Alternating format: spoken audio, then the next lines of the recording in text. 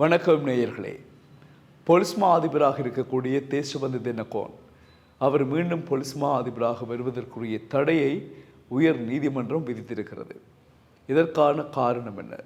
ஜனாதிபதியின் பணிப்புரையின் கீழ் அவர் மீண்டும் பொலிஸ் மா அதிபராக பதவி பிரமாணம் செய்ய வேண்டும் என்ற நோக்கம் நிறைவேற்றப்படுவதற்கு முன்பதாக கர்தினால் மெல்கம் ரஞ்சித் தாண்டகை என்ன செய்திருக்கிறார் என்றால் 9 பேர்களுடைய பெயர்களை பதிவு செய்து மனு தாக்கல் செய்திருக்கின்றார் உயர் நீதிமன்றத்தில்.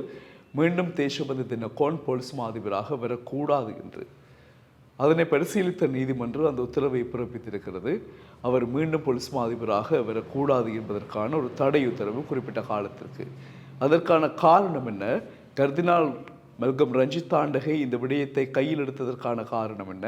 ஏற்கனவே அவர் பல வழக்குகளில் அல்லது பல பிரச்சனைகளில் தலையிட்டு அதிகமான கருத்துரைகளை வழங்கியிருப்பார். உங்களுக்கு ஞாபகம் இருக்கும், இலங்கையில் இடம்பெற்ற உயிர்த்த ஞாயிறு குண்டு தாக்குதல் தொடர்பாக மிகவும் ஃபோர்ஸான கருத்துக்களை மிகவும் என்ன சொல்வது, யாரையும் பார்க்காமல் தன்னுடைய உச்ச தாக்கத்தை செலுத்தியவர் தான் கர்தினால் ரஞ்சித் தாண்டகை.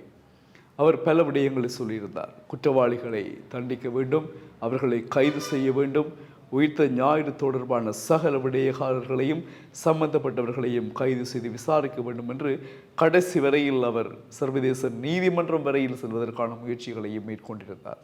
இவ்வாறு பல முயற்சிகளை மேற்கொண்டவர்தான் இப்பொழுது பொலிஸ் மா அதிபராக தேசபந்து தென்னகோன் வரக்கூடாது என்பதற்கான ஒரு மனு தாக்கலை செய்திருக்கிறார்.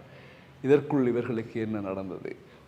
இதை தவிர பொலிஸ் மா அதிபராக இருக்கக்கூடிய தேசபந்து தென்னகோன் யுக்திய நடவடிக்கைகள் மற்றும் பல முக்கியமான தீர்மானங்களை நாட்டிற்காக எடுத்து நாட்டை பிரபல குற்றச் செயல்கள், பாதாள உலகக்குழு செயற்பாடுகள் பலவற்றிலிருந்து நாட்டை காப்பதற்காக பல முயற்சிகளை எடுத்தவர் என்பதும் குறிப்பிடத்தக்கது.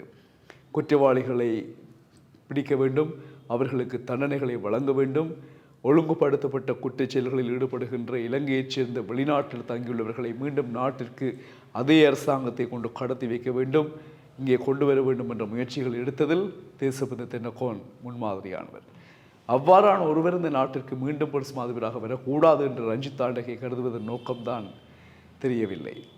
தேர்தல் ஏதாவது செல்வாக்கு செலுத்துகிறதா அல்லது அதைவிட ஏதாவது ஒரு நல்ல ஒருவரை நியமிப்பதற்கான வாய்ப்புகள் இருக்கிறது என்று சிந்திக்கிறாரா தெரியவில்லை. ஆனால் காரணம் குறிப்பிடாமல் இவ்வாறான ஒரு குறிப்பிட்ட கால தடை விதிக்கப்பட்டிருக்கிறது. அது தொடர்பான முழுமையான விவரங்கள் கிடைக்கப்பெற்றால் நிச்சயமாக நாங்கள் பகிர்ந்து கொள்வோம். ஆனால் உயிர்த்த ஞாயிறு தாக்குதல் தொடர்பான முழுமையான அறிக்கைகளும் இன்னும் வெளியாகவில்லை என்பதும் வருத்தத்துக்குரிய விடயம்தான், இல்லையா? மீண்டும் சந்திப்போம். தொடர்ந்தும் செய்திகளுக்காக டியூப் தமிழுடன் இணைந்திருங்கள். வணக்கம் உறவுகளே.